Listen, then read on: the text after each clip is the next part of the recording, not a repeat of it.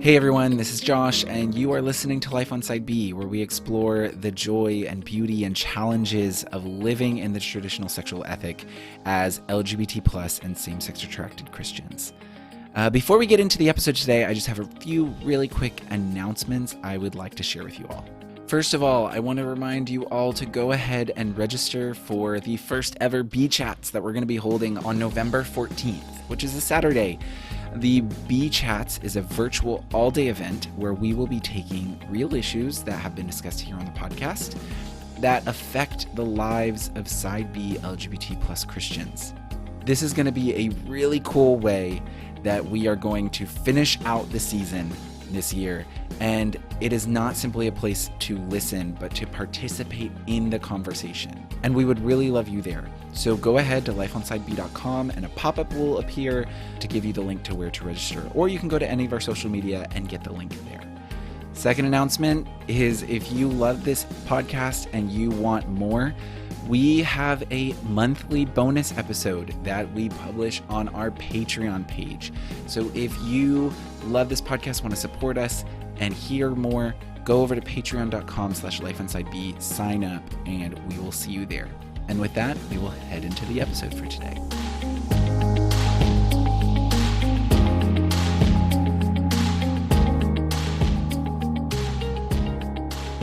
All right, hello everyone. We are back again, and for the second week in a row, we are joined with Grant Hartley. Hi. Heyo. 2 weeks in a row we 2 get weeks. Grant. People are gonna get sick of me.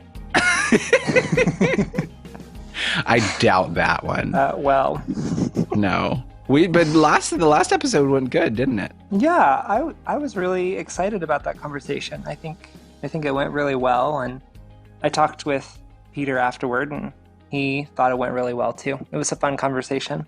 Yeah, it went well. I was pleased with how it ended up. And y'all, we are joined today by someone very special to me as a podcaster, the one, the only Laurie Krieg. Hey, Laurie. Hey guys, so glad to be with you Hi. today. Hey. I'm so glad to have you on. I have been listening to your podcast for quite a bit of time now. So, Oh, thanks. We yes. love doing it, which I hope is evident from the exuberance you hear. Yeah. How long have you guys been doing your podcast for? We started in the fall of 2017. I thought we'd do like 10 episodes and be like, well, that was fun. And here we are, like 140 in or something like that. Oh, and wow. It just keeps growing and building, and it's just super fun. It's literally the highlight of my week. Besides, I mean, I like my husband. I like going on dates with him and my family. But besides that, I love The kids are cool, but really, I mean, they're fine. It's just true. I just love it. Yeah. Were you was it something that you were approached to do, or did you get the idea? Like, how did that come about? Right. So I studied journalism in college and was a newspaper reporter after graduating. And so I've always loved interviewing people. I'm really curious, and I am a 4 on the Enneagram. And so I'm ready to go deep at any second. So it's such a great conglomeration. And I did radio work for like 11 years. But the idea, it honestly sounds stupid, or maybe sounds perfect to y'all, but it was like a word from God. I just kept hearing the word podcast for like a year. And I was like, that is dumb. I don't know how to do one. So no. And so I kept hearing it. And then I just started asking questions. And my friend Steve works at a radio station. He had a sweet setup. And so we just started winging it, which those first episodes, you sure hear the winging. You sure do. But then we get to a point of finding more and more of our stride, and we keep trying to grow and learn more how to do it well, which you guys get that. Oh, yeah. Yes. Yeah. The first few episodes I was a part of, I was like, I have no idea what I'm doing. Everyone knows I'm such a noob. I think it was like episode 4 or so, maybe a little earlier, where I was like, finally, I think I know what I'm doing. Sort of. It took me about to I 40, so bless you. Oh. that's my feeling, Laurie. Now we're getting close to my 40th episode on this thing, and I'm like, I feel like I'm now getting it because I totally relate to what you were talking about with kind of having that feeling of being called to it. And then Yeah. like I still remember one moment when I was trying to work the equipment and get it to record. I'm like, I am done. Yeah. I am done. Oh, yeah. Yes. That guttural technology yell. I feel you. Oh, it was so difficult because I also kept trying to reach out to people like, does anyone know sound equipment? Because No, I they need help. don't. And no one does. No one knows. The answer is no. You are all alone. We are all alone. And I feel like now I'm almost like an expert on audio equipment, which should not be true.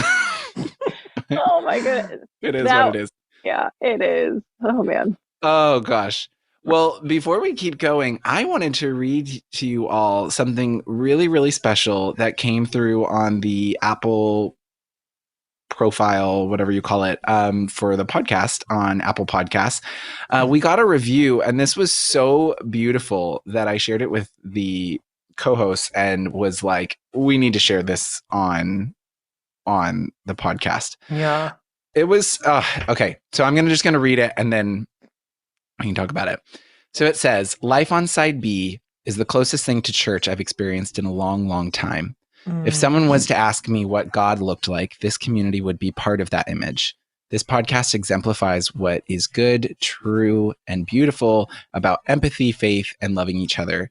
Too many stories about LGBTQ people center on the marginalization, trauma, and loss that is unleashed upon sexual minorities. Life on Side B flips that narrative and allows us all to imagine a better world where we can be loved completely and understood deeply, the heart cry of all humanity.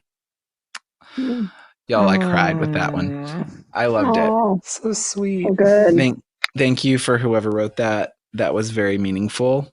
And if you love this podcast, please leave us a review. It helps people find us more. And also it just helps me be encouraged for the fact that we're actually doing something. Absolutely. I feel you. Yeah.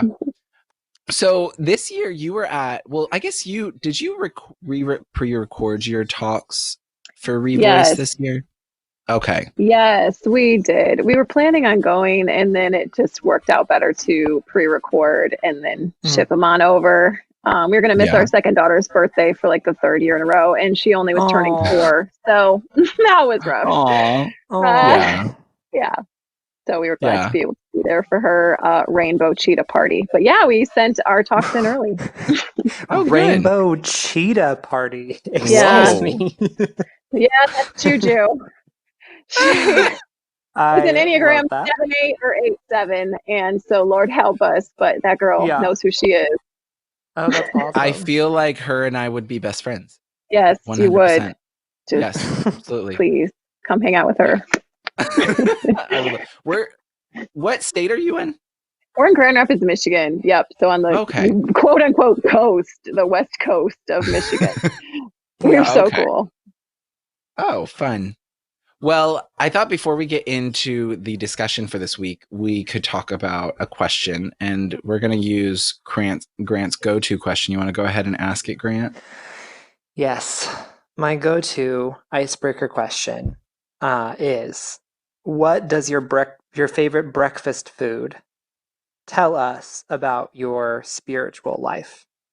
Yeah. Okay, do you want me to start with that, or are we going around the table? You want to go ahead, Grant, since you already know yours, and give a little bit of inspiration for Laurie? Yes. Listeners may have already heard my favorite breakfast food is a breakfast burrito. And sometimes my life is a scramble. It doesn't stick together, sort of falls apart. But the Lord comes in like the tortilla, and maybe also the cheese, and binds everything together and keeps it in one place. In perfect harmony. So, yes. Like I'm reading Colossians. Yeah. Absolutely, yes. It's the Grant Hartley translation of Colossians. So Great. I keep trying to think of what my answer would be. I think, honestly, for me, it would, well, my favorite breakfast food is a waffle. Okay. And I'm trying to think of what that It's just pregnant with spiritual meaning. I can feel it. Yeah. It's very holy. Oh gosh.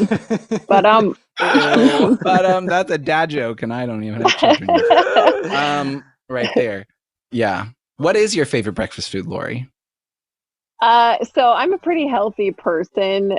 So I Okay. would go like a vegan blah blah blah. But my real heart breakfast food, which breakfast is the superior meal. Thank you, Ron Swanson. I agree. It would be some sort of like pancake lathered in everything. Yes. So that tells me about my spiritual life is I think I'm constantly craving the comfort of God.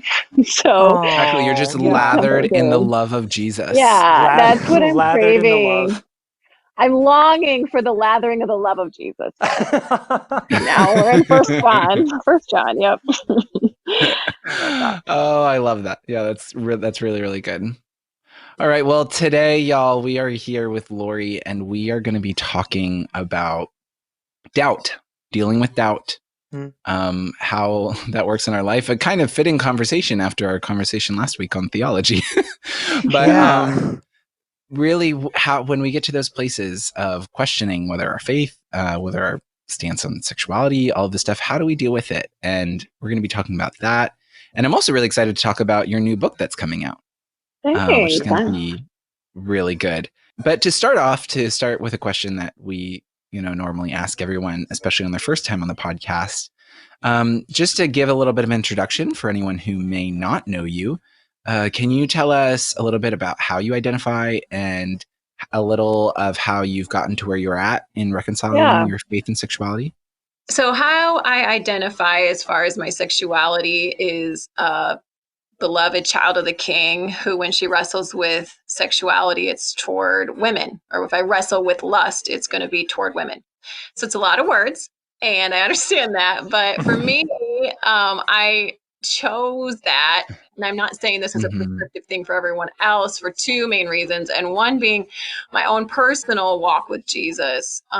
When I identify as gay in my own head, I start to posture myself in relationships to other women, especially women I find attractive, actually probably only women I find attractive, in ways that no one else would notice, not even my husband, which that's a whole other story. But the Holy Spirit would, and I do, where I'm just trying to get him to notice me, et cetera, et cetera. So I just noticed that in myself. And so I was like, I tried it on for a while in my own mind and heart. And I was like, this is not great for my walk with Jesus, which is the most important thing to me, for sure. Yeah. Second thing is I have kids. And as parents, my husband and I, we are their first image of God to them. Like, sure, I can explain concepts about Jesus, which they get at some level. My 6-year-old, I guess, a bit, but they're starting to a bit more and more. But how they really see Jesus, how they see God is in Matt and I, my husband Matt and I, representing God to them.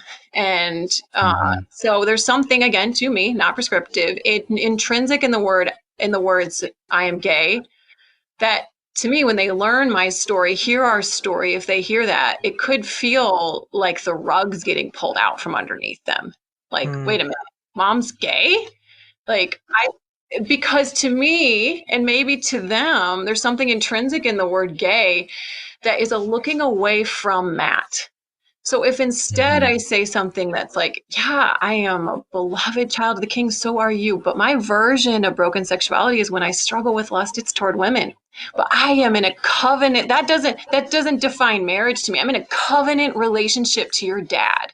And when you see me and dad, this one they roll their eyes at. They've heard it so much. When dad and I love each other well, my 4-year-old even, when dad and I love each other well, what does that to show you? I know it shows us how much God loves us. Okay, can we go do something else? So I want them to have that so in their DNA. And so that's why I choose the identity labels, I guess, or lack of labels that I do. Yeah. Yeah. I think that's really powerful. Thank you for sharing that. Yeah, you're I welcome. think oftentimes just as important as the labels that we end up choosing for ourselves are the reasons why. Yeah. And so that's, I don't know, that's really encouraging to hear, like, your thought process behind Mhm. why you've thoughtfully and prayerfully chosen the words to use to describe yourself. That's really cool. Yeah. Yeah. Did you have more to share there? With the Well, do you want me to dive into some of like my story, I guess? Just how yeah. I guess just give a little bit of a overview of your story. Yeah. For people listening. Yeah, so born with a few different things. One, I was born ninth of 12 kids, so I have 11. Oh, Yeah, wow. Dang. I know. And I thought I was one of many. Okay. How many do you have? I have 5. That's So I'm one of 5. anyone more than 3, I'm like, wow. And then they look at me and I'm like, okay, but I didn't birth them.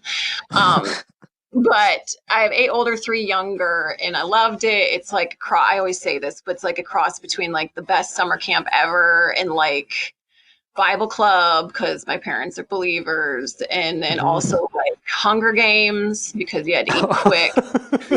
Yes. Did That I not relate expect the on. Hunger Games reference. You know it. Oh, gee. All right. People do not realize sorry, really quick, and then I'll like, people do not realize in a large family, like I would go to people's houses and just consume food and they would be like, why are you doing this? And I'm like, because if I don't in my own household, I don't eat. I know, exactly. And my husband, Matt, he had one brother. I was like, what do you mean you would get a number? Like he'd get a number 6 at Wendy's. And he goes, yeah, with an extra burger. And I was like, what? Because I was like, we led very different lives. We'd like share a hamburger. Oh, yeah. One, the Yeah. 50-cent one. Anyway. Anyway, continue. Yeah. So I had that. And then I also had this, what we call, Hole in My Heart podcast. It's a podcast that I run. I had this God-shaped hole in my heart. Augustine refers to it. You've made us for yourself, O Lord, and our heart is restless until it finds its rest in you. We all have this. And it is full of these good needs God put in us before the fall for things like belonging and nurture and to be seen and to have purpose. These are good things. Then the fall came, and instead of looking to our creator and having creation support these good needs that we have, instead we can take our eyes from the creator to creation and worship that instead, which that's all of us. All of us are born that way with a natural default predisposition or orientation, if you will, to get the good needs of our heart met in ways that do not satisfy and do not glorify God. So one of those ways for me, I've got a bunch of them. I'm not a one-issue gal, as none of us are. I got several. One of them is perfectionism. In my family, it was like, of course you get a 4.0. And it wasn't like, oh, of course you do. It was just like, you just get all A's. And so perfectionism, people pleasing. But I also felt from a young age these attractions toward the same sex from like young age, like 5. And it wasn't like, oh, this is a sin struggle. I surrender to the lordship of Christ. No.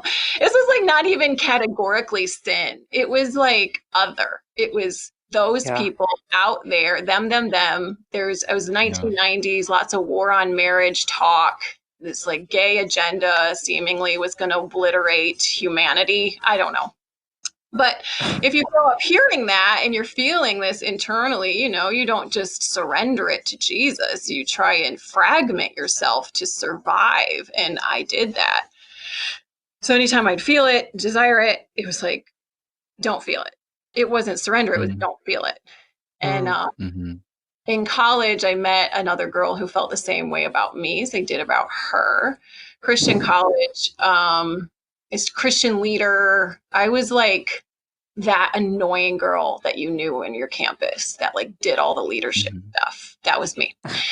And ended up in a same-sex relationship. And I was so baffled by my own self because I didn't fit my own stereotypes of a quote unquote homosexual lifestyle.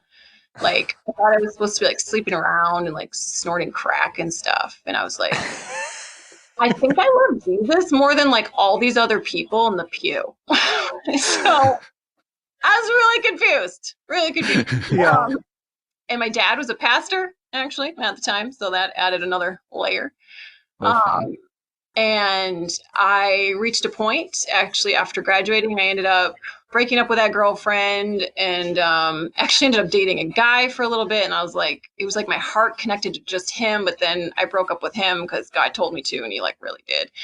And every minute of every day, I thought a woman was what I needed.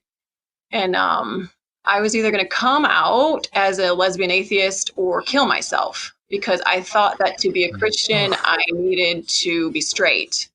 I knew zero stories of like side B, and it wasn't a thing. It was like ex gay or affirming, like that. Yeah. There was no, like, I couldn't search the internet for the side B podcast. There was none of it. Yeah. You guys know these good old days.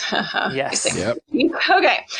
So I started seeing a counselor because I wanted to kill myself, and a friend was like, that's probably not great. So I saw a therapist, and she was more than a therapist. I'd seen other therapists, and I'd see them for like a minute and then leave because they were either like bad on theology. Well, there's one that was somewhat helpful. Most of them just were either bad on theology or bad on knowing how to care and walk with people. But this lady, I always joke saying she was like spiritual Dumbledore / Master Gandalf character. So she like didn't walk on the ground. She just like floated, it seemed like, because she knew Jesus. He was not some like, oh, let's hear your story and duct tape some theology to that. It was, she knew him. And in walking with her, it was not some whatever reparative therapy. So I didn't even go to her for these attractions. I went to her because I wanted to kill myself. And in meeting with her, I met God. I met Jesus. And I knew Jesus in my head, and I thought I knew him in my heart, but she took it from my head to my heart. And she helped me to interpret these desires I have, which she removed the shame. She's like, those are not bad things. Laurie, these desires you have for love, for like, Laurie, okay, picture the ideal perfect woman in your head. She's like, what are you picturing? And I was like, well, that's awkward. Yeah. No. I was like, oh, I want to be seen and known and loved. And she looks me in the eye, which totally removes shame as I like hate myself. She's like, that's not a bad thing. But will she ever meet that in you? I was like, no. But Jesus isn't any better. He won't either. I was like, don't say he's the answer. She's like, you know it is. And what she did is she helped to remove barriers between those good needs I mentioned and the need meter, capital N and M, the need meter of my soul. I didn't realize I had like boatloads of like pain and like regular kid stuff and bitterness and unforgiveness. And so the tools she used to break down the barriers between those good needs and the need meter of my soul was not some sort of weirdo therapy. It truly was spiritual disciplines. And I met Jesus and fell in love with him. And I got to the point where I was like, I'm a happy single person and I'm going to go get my doctorate and be an English professor because that's the only thing that lesbians can be, I think. But no, not by that way. I'm taking the name for a second.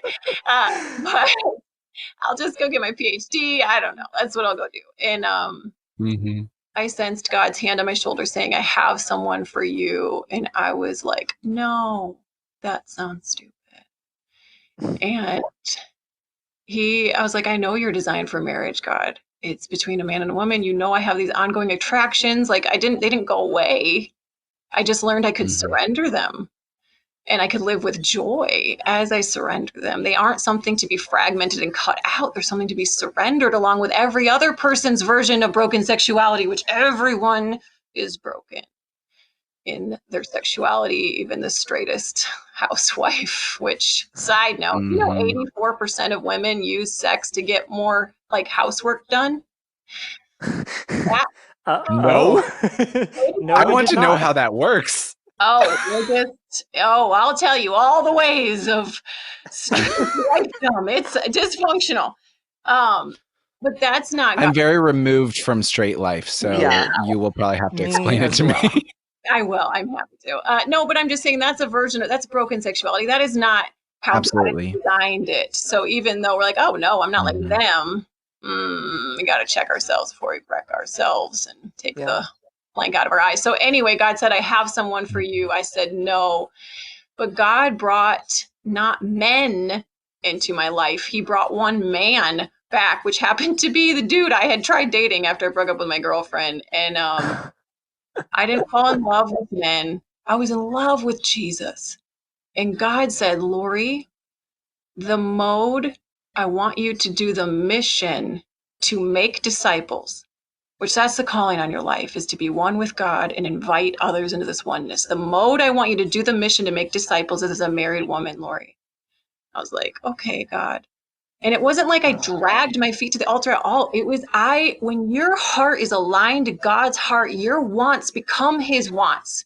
You start praying into Mhm. his will. And so I was not praying straightness. That was like, it's a waste of a prayer. I was praying, God, not my will, but yours. And he said, the mode I want you to do the mission to make disciples as a married woman. And we celebrated our 11-year anniversary in February. Oh, Wow. wow. Wow. Congratulations. Thanks. I love your reference because actually you were talking about like his desires become our desires, and actually on my ring that I wear is the verse, delight yourself in the Lord and he will give you the desires of your heart, because Yeah. I am a very big believer. That's one of my favorite verses because that's always been my thing to God. Is it's about just simply knowing Jesus and Mm. becoming more like him, Amen. and being delighted in him.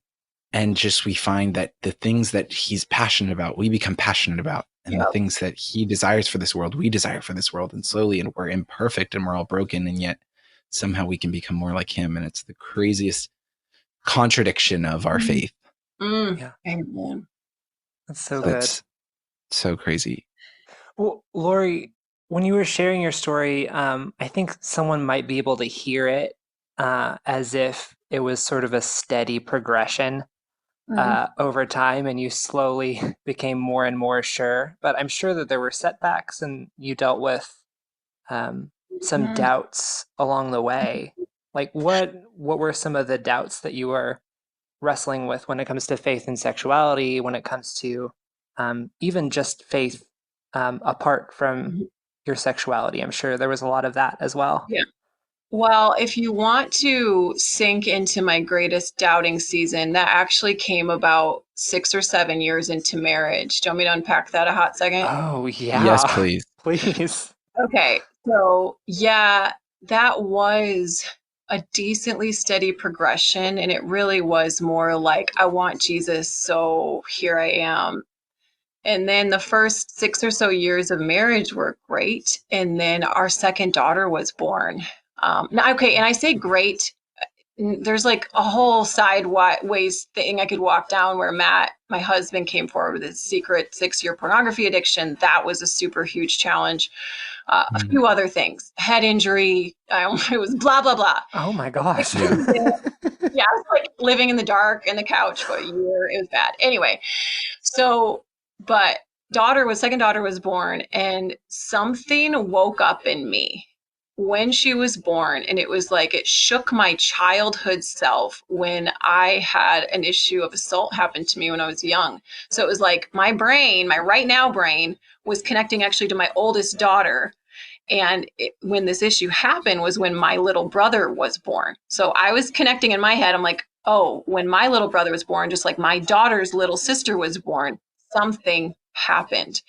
And it was like something clicked in me. She was born and trauma woke up. And this can happen at different times, and sometimes with parents when they have their kids, when their kids reach the age when they were traumatized. And I just was like, what the heck? And then this trauma, even though Matt wasn't my perpetrator, how trauma works is, it triggers us into seeing them can see friends as enemies. Mm-hmm. So it was like this trauma woke up, and it is not causation of the attraction to the same sex, but then the attractions to the same sex, my desires for women, looked at Matt and magnetized to this trauma waking up and was like whispering, well, you don't even like him anyway. Why are you in marriage? This isn't what you want. Why are you here? And that began a couple-year battle, which is what we unpack in our marriage book, our Impossible Marriage, what our mixed orientation marriage taught us about love and the gospel. That's where our book sinks in, is how did our marriage survive me reaching a point where I went on a silent retreat and I wrestled with God. Do I stay or do I go? And the next years of really doing what you guys just so beautifully said back to me of my wants, your wants, like how does that play into? So the doubting for me wasn't even necessarily doubting those 6-7 years in, wasn't doubting like the theology necessarily. It was, do I want this theology? And for me, the baseline question was, it came down to, do I want God? And that actually came through the book of Jude, which I can go there if you want me to, but yeah. Yes, lead us, please. It's a book we don't normally get to go to. I know. I mean, who reads Jude? Good grief.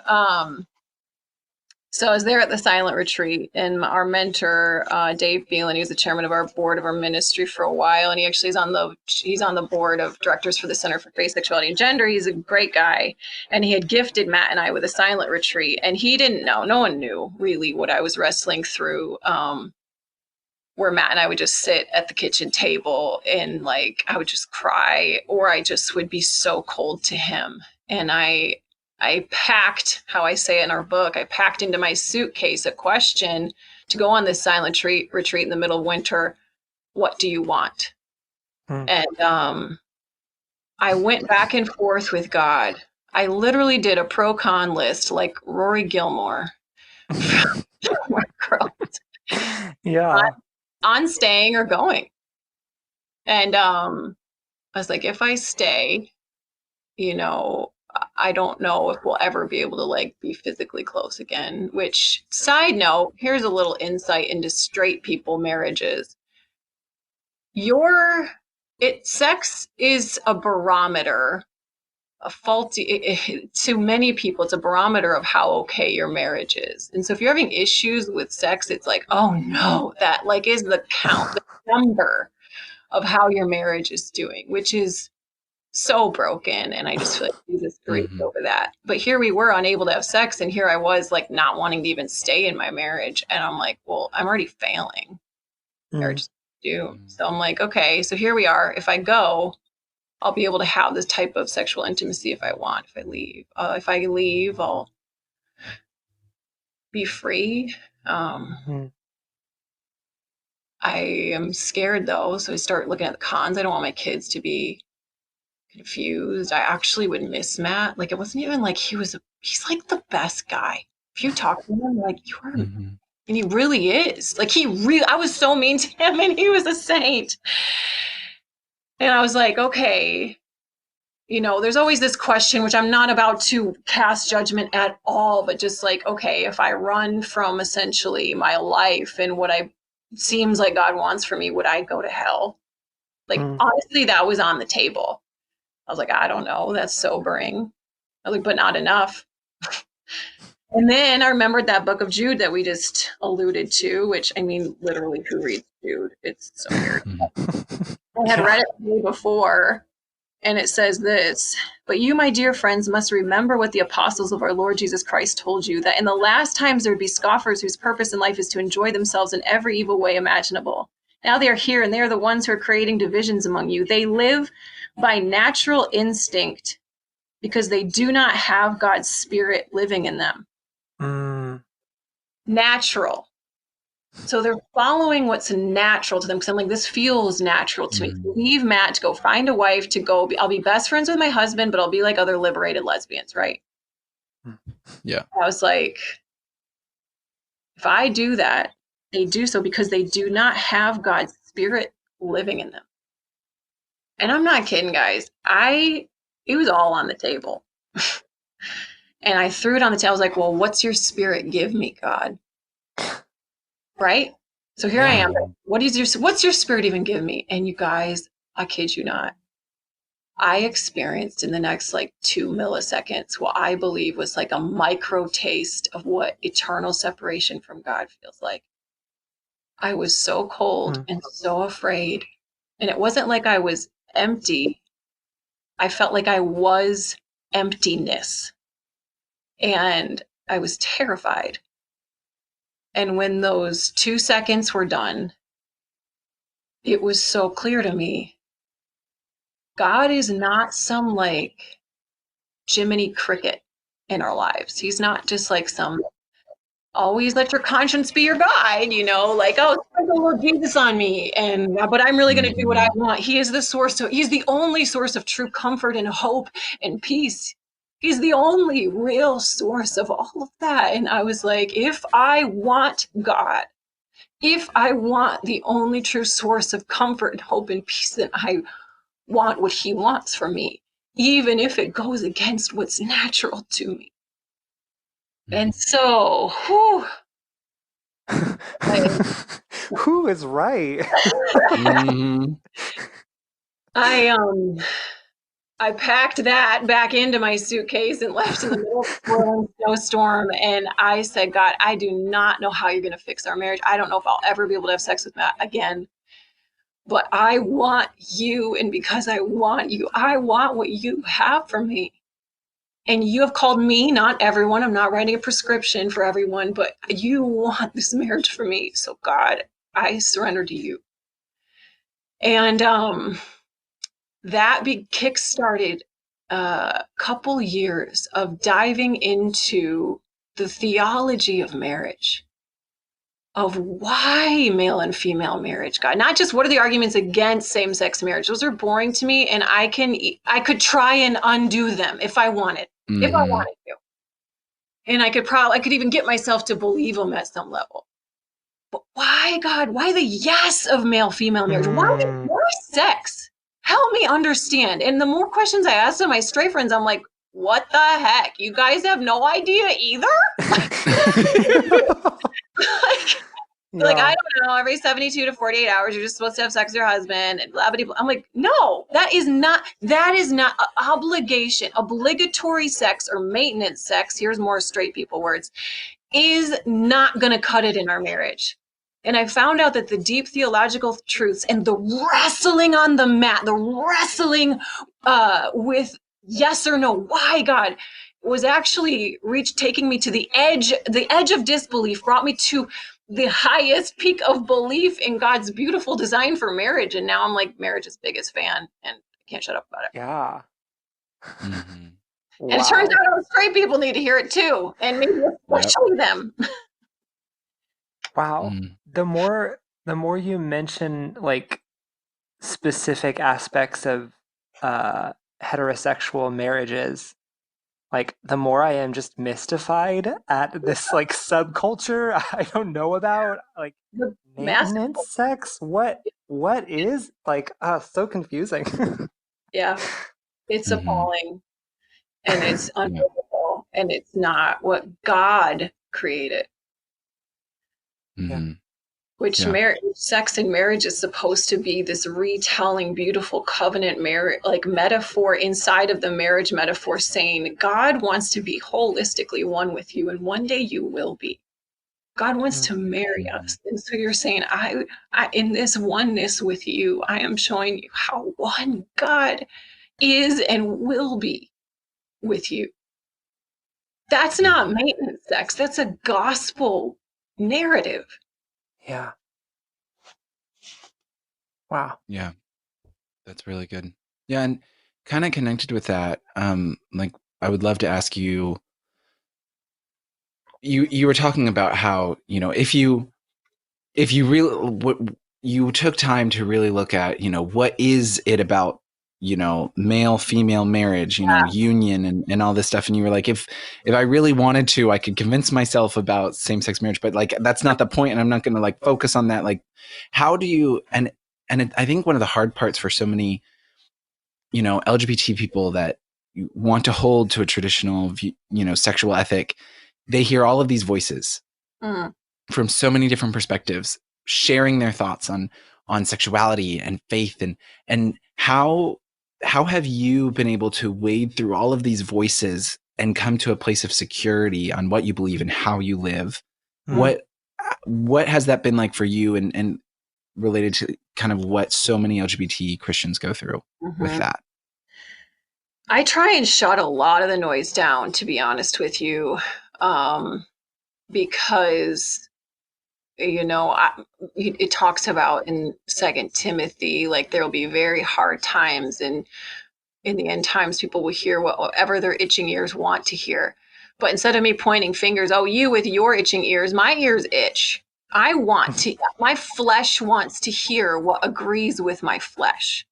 So I think I try and shut that noise down. I don't go wandering around on the internet. I'm not saying I do that perfectly, but I try my best to not wander on the internet, to hear all the affirming voices, etc. I'm not saying I listen to zero. I'm not saying I listen to zero contradictions. I'm just saying I think probably, and I pray the Spirit helps to discern to clarify my voice, but just, the difference between I am searching for either arguments or answers versus I'm just wandering on the internet.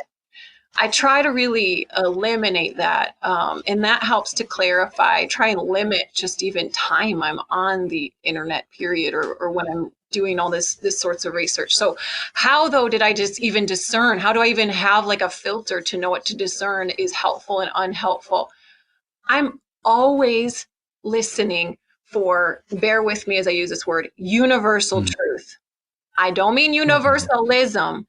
I'm saying if it's right for the straight people, then it's right for the not straight people. If it's good for single people, then it's good for married people. I am constantly putting that against everyone's different gospel narratives. So if people are talking to me about maintenance sex, I can go ahead and filter that one out, because it sounds like obligation, and it doesn't sound like the oneness that that Jesus calls us to. So I think the biggest thing is, that's one of them, is what's the universality? If it's good for the gays, it's good for the straights, and vice versa. It's married and single. And two, the question that I think we need to be asking about our sexuality, yes, is what do we do with our sexuality? But really, where does sex belong in marriage? So the questions we need to be asking are like, what the heck is marriage? And so I'm always listening for voices there too, as opposed to doing this like part and parcel of like, okay, well, in this situation, this sexual sex, I don't know. I just feel like there's lots of as opposed to, okay, so that's reserved for married people. Now let's get on mission. I want to hear that. So it's okay, what's universal? What is the marriage question? And then I want to hear at the baseline of anyone who I'm listening to that they get the purpose of their life is not how to specifically deal with all these nuances in our sex and sexuality, which are important to talk about at some level, but is not the base. I want to hear what's the purpose of your life is to love God and make disciples. I want to hear that in their heart, in their words, in their language, which is why I'm so probably at points obnoxiously focused on the gospel being good news for everyone every day in our own podcast. And every time I speak, when I talk to young people, I have to like shake them with words and say, what's the purpose of your life? And they don't even know. So I think if I hear that in the speaker's words, in their heart, in their worldview, then I'm more able to I put my ear closer to their mouth. But if they're not, I back it up. Yeah. I think that's really good. I think so many times, we can get to this place of feeling so pressured Yeah. that we have to figure out everything of what we believe on this one topic, Yeah. that we Mm. forget the gospel. Yeah. We forget like about faith, like the overall arching of faith, as you said. And it can become even this burden that can take our eyes off of Jesus himself and of his church and of the very faith that he's called us to. And it becomes so hard because I think it connects to gosh, I think it connects to even what you were talking about. We have these deep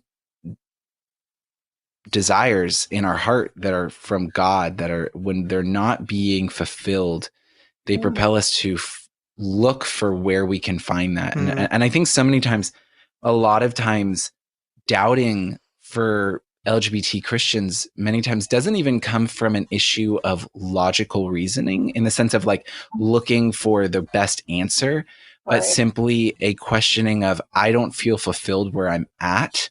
Right. And I want to find where I'm to be fulfilled. And so we look for all of these, we look at all of the views, and we look at all of it, not even from the, what might have started our questioning may not have even been a questioning of logic, but even just that whole, as you talked about, that whole of that desire to be wanted and need and seen and loved, and lack of community. And like with that, what, you talked about kind of trauma was one of the things that initiated your period of doubt within 6 or 7 years of your marriage. And kind of, can you speak a little bit more into that, of what you think, what are some of these things that could lead us to doubt, like, or those stuff in our lives?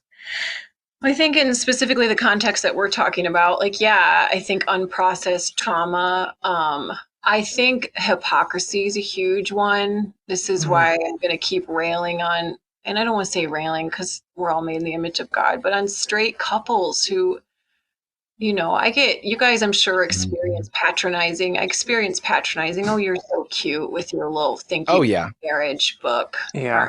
You think you can teach us something, don't you? And it's, some of them are very, like, they don't know what they're doing, and some do. Some straight up do. Yeah. So I think I'm just going to try and solve that one. But if I can get in my heart, or we as we're listening, if hypocrisy is a big one for us, if we as we're listening can go, Jesus, Father, when were you patronized? When were you misunderstood? When were you patted on the head and you're the King of Kings? And I just think through the Gospels, and you're like, man, they like called him like a friend of sinners and a drunkard and a glutton. And then they didn't, hello, what did they think he was? They murdered him. So there ain't no empathy like Emmanuel's empathy. That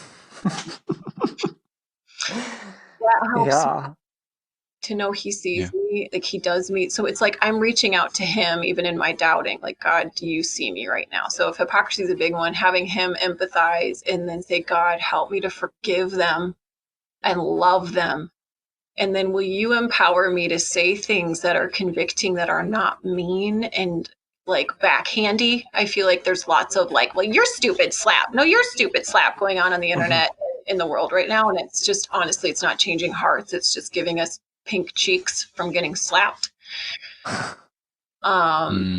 So I think if we really ask for forgive and for love, and I think there's some heart work that can happen if what we're viewing is hypocrisy. And so we don't have to scream it, we can speak it. And I pray even our book speaks into that. I think hypocrisy, I think longing, I think sometimes we think, I want this, and then we stare at it long enough, and then you're going to go toward that which you stare at. Like, where your treasure is, there will your heart be. And so, again, speaking into that in my own walk, I don't have any of this nailed, guys. I'm walking with this every day. Same here. Right? You seem like you have a lot of good advice, though. So, well, it's from a lot of failing, and but I think about that. If you're just staring at it, it's again, we got to remove the shame. It's not, oh yes, I need to turn my eyes to Jesus. True. But something that helps me with the shame of that is you're actually not looking far enough. We are not looking far enough. Yeah, you long for that person or that thing or that community, that topic. I get so tired of fighting. Don't you guys get tired of fighting the church? Mhm. Oh, I get so tired of Yeah. like, include me, see me. But instead of staring at that person or that thing, or one day, I got to look farther and think, Jesus, one day I will be seen and known and loved. I'm Mm. staring at this person, but I'm actually not looking at the capital P person. Like, I'm not going far enough. So then instead of shaming and hating myself, I'm like, oh, okay, Laurie, dear ones, just don't look. You don't have to just turn around. Yes, that's repentance. But I'm saying look through it, look around it to Jesus, Mm. who sees and knows and loves you. So for me at least, those are the top ones. It isn't always an argument with the direct theology. I think exactly Mhm. what you were saying as far as it's more emotive than it is theological, brainy. Yeah. Oh yeah. Yeah, absolutely. That's been kind of like for me. I used to always say I have my annual period of doubt, Oh, yeah. because it just seemed my friends would be like, we feel like this is like a yearly occurrence for you, that you go through this period of like, what is up with my life and my faith and why Right. am I doing, and go just questioning everything. Mm.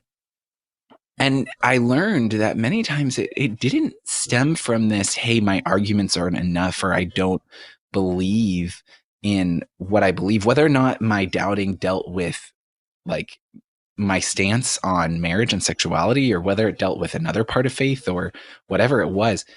I learned that many times those periods of doubt were not initiated by philosophy Right. or reasoning. It was initiated by something missing Yeah. in my Mm. life, something missing in my desires, something missing within my community, many times for me especially. And then that causing this domino effect of questioning Mm. and working through that, and then kind of doing that. And to I know this is going to be unexpected and he might not like it for me, but Grant, actually for you, Oh. um, Oh. I was just thinking as we're talking about this, I would love to hear what has been your experience with doubt. I think a lot of what Laurie you were sharing earlier about how um, a lot of my wrestling was not necessarily about the theology, but about my willingness to live out what I believed, my willingness to stand up under pressure for what I Yeah. believed. Right. So I think over time, I can discern a pattern of maybe fairly steady understanding of what I believe and feeling more and more rooted and grounded in it. And that hasn't so much changed, but my desire to live it out has definitely fluctuated. Um, Mm. and it's usually correlated with parts of my life where, like, I have an easy out. Mm-hmm. Um, there's an opportunity for me that there wasn't there before. It's really easy to believe the traditional sexual ethic and to pursue celibacy if there's no opportunity to test the boundaries.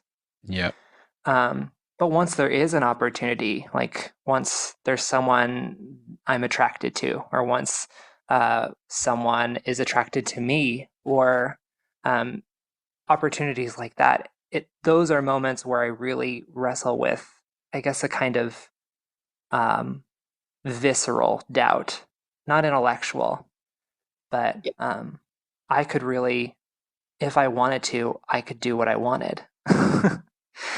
um, so I think that's most of the doubt that I have wrestled with. I think there's been moments where I've wrestled through theology and read passages of scripture and thought, how am I supposed to interpret this in a way that doesn't make me want to scream? But I think that other kind of doubt, the more visceral doubt, is what I've wrestled with in my own life. Mm. Mm-hmm. So Yeah. And I guess kind of going along with this, I kind of want to ask two questions in one. Yeah. It's a twofer. First of all, we all go through doubt.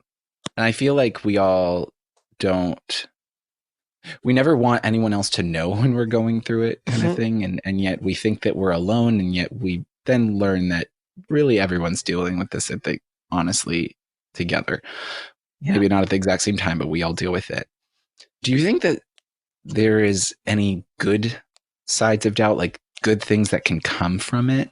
Yeah. And along with that, how would you say, we've talked about it a little bit, but really to solidify, like where does the relationship with Jesus play into this? You know, maybe whether in the midst of it, how to deal with it, those stuff.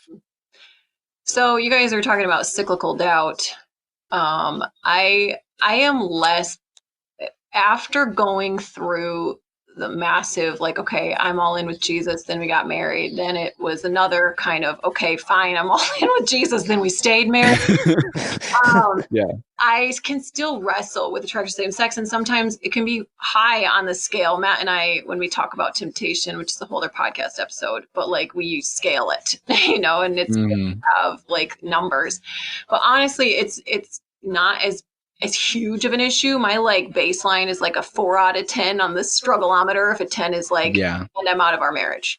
So, but I'm fine. I'm fine with a baseline 4, but my issues and the cyclical doubt at this point is kind of what you were just referring to, Grant, was the why the heck am I doing this as far as speaking up? Like for me, my biggest doubt comes in ministry world. It is a high cost to speak up and out on a traditional biblical sexual ethic as a married woman, as a human in 2020, to hold orthodox view of marriage and sexuality. Not only is it hard in our personal lives, but there is a high cost to speaking out. And there's many times where I'm like, I'm just going to shut my mouth and not do, like, why not? I don't decide that. I'm like, why am I speaking? That's what I ask. And I just doubt my calling, I guess that's more it. Mm-hmm. And if it's, I feel you there. right? Is it worth it? And so the question as far as, is there any good to it, it's like I have to every 3 or 4 months, maybe every 2 months at this point, because it's getting hot and hotter, maybe every week, who knows? But I have to get to, why am I doing this? To get to the bottom of the barrel, to see at the bottom of the barrel, there's Jesus sitting with me. And he's like, I see you right here, right now, as you're wrestling with this. And man, it's hard to live out our calling, isn't it? And to see, look over at brother Jesus. It's sometimes I'm looking up, sometimes looking ahead, but looking over at brother Jesus sometimes can be the most comforting to me, because in Gethsemane, he wrestled with his calling. Like that was the reason he came. And so to have him sit with me as I'm hiding like Gideon in the barrel, like, I don't want to do this. Why am I here? And asking those questions and hearing from him, either, press on, I'm with you. Sometimes he doesn't answer the why. He's not like, oh, because you're going to get like $1 billion and like money and diamonds and like and fame, and everyone's going to love you and all of this stuff. No, if you're in this biz, everyone loving you needs to be ripped off the table. It's not good. It's gone. But then so should all the other ones, you know, like am I doing this for Jesus, or am I doing this for the rewards, the pre-eternal new heaven, new earth rewards? And that, I'm like, I fall back in love with him at the bottom of the barrel. And I say, okay, God, or if you're with me, I can do this. If you're calling me to this, we can do this. So that, for me, the cyclical doubting of my calling is worth it. I hate it because I don't ever think I'm totes going to get through this. I'm like, maybe this is the time. I'm not. And then I do. But I come out not alone.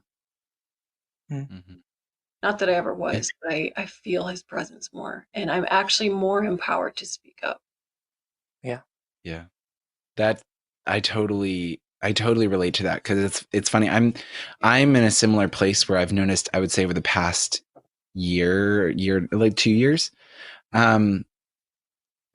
I have gotten to a pretty secure place where I don't necessarily go through the cyclical doubt of my stance on traditional sexuality or my place in it. I've even honestly gotten to a place where I like my life and I like my community. Yeah. And I'm like, even if my theology were to change, which I do not, it's not going to, but like if it were to change, I like my life. Yeah. I don't need a relationship, like a sexual relationship with a man to feel fulfilled. I've just gotten to that place. But I do deal with that cyclical doubt of my place in ministry. Like, oh my gosh, like this is really hard, and because you get it from both sides. You get it from conservatives don't like you, progressives don't like you, and you just, sometimes I'll go and be like, Jesus, am I representing you right? Right. Like, I don't want to get to this point of looking back and going, I did it wrong. I went about it wrong. And maybe all those critics were right. And I think I love what you're saying, because I think that reevaluation, a continual reevaluation, helps to re-solidify in those, in those times of like, yes, yeah, this is where I'm going. I'm going forward. And it can take you almost to like a deeper level of commitment, at least for me. For sure. So. Yeah. Laurie, I am so excited for your book that is coming out soon about marriage. I think there's a real lack of books on specifically what perspective those in a mixed orientation marriage can bring to marriage. And so I'm so pumped for your book to come out. I would love for you to share a little bit about your book. Yeah, thanks. Oh man. I am super excited about it, and my best moments of my best days. I was just listening to an extra bonus podcast we recorded for people who join our launch team or who pre-order, and I listened back and I was like, oh, it's so peaceful when I was answering how I was feeling about our book. But I said there, and I'll say it now, when I'm resting in my belovedness as God's daughter, I'm so excited to get this message out. When I shift into my flesh and perhaps move into some of that doubt, I'm super nervous. But I know I'm loved, and I know this is a message that we were approached to write this book. And so it's not the one I was pitching to editors for a while. This is a different one, and I don't know how to explain it. It's called An Impossible Marriage, what our mixed orientation marriage has taught us about love and the gospel. But it's that scene that I described of going on that silent retreat. That's what opens the book. And then the rest of it is really me asking and answering the question, what is marriage? What is sex in marriage? And will our marriage ever connect? Will we ever connect again? And to the point of, and this sounds vulgar, but it's not if you understand what sex is, but like, will we ever have sex again? That's kind of a question we're asking. Because I was like, God, if you're into traumatizing people and like forcing people, I ain't about that life. So you're going to have to work on my heart. And then at the same time, it goes back and forth between Matt and I, and he shares his perspective of where I thought heterosexual sex in marriage was like, why? And Matt worshipped it in his own way, either through pornography addiction, but even after he broke that off, realizing his heart still saw it as ultimate, as the thing that would meet the hole in his heart, this desire to be seen and known and loved and wanted. And so you hear him wrestling to dethrone sex. Well, I'm working to see it for the gospel metaphor that it is.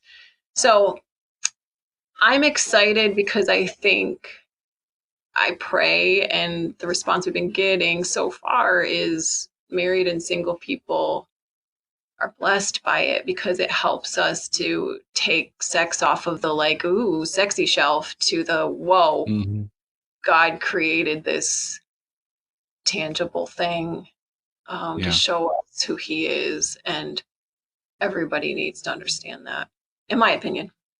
Yeah, absolutely. I'm really excited to read it. Like, this is really the first book on mixed orientation marriage that Yeah, I think has been published. it's true. And It's so weird.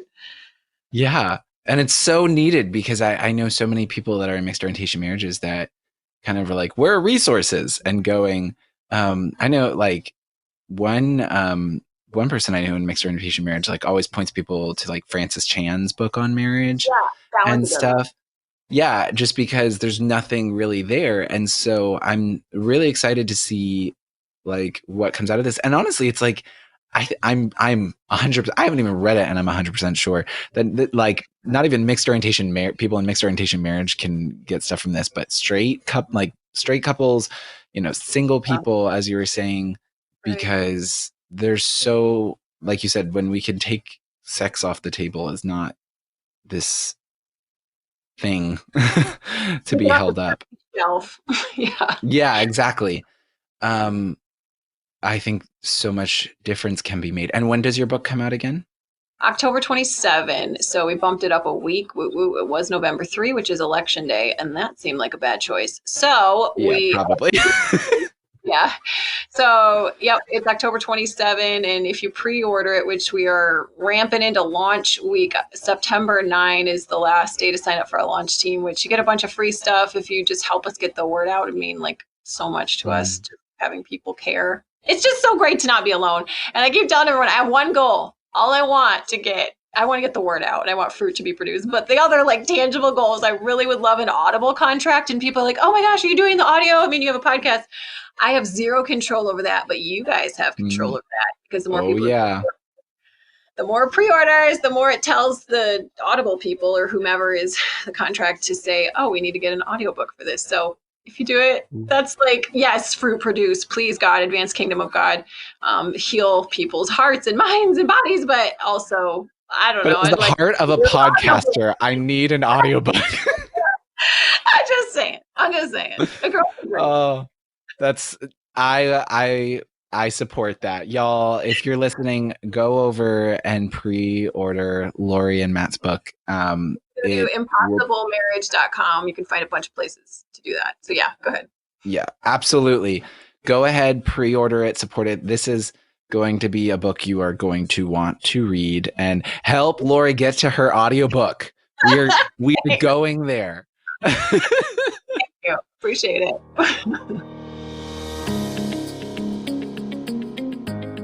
All right, y'all. Well, that is it for today. We so enjoyed having Laurie on the podcast. As a reminder, go over to impossiblemarriage.com, pre-order her book, join the launch team, get her that Audible contract. Come on, guys, we can do it. And also, if you love hearing from Laurie, go over to her podcast. Hole in My Heart Ministries podcast is great. It is consistently on my podcast listen list. So go over there and take a listen. And with that, we will talk to you in our next episode. Bye, everyone.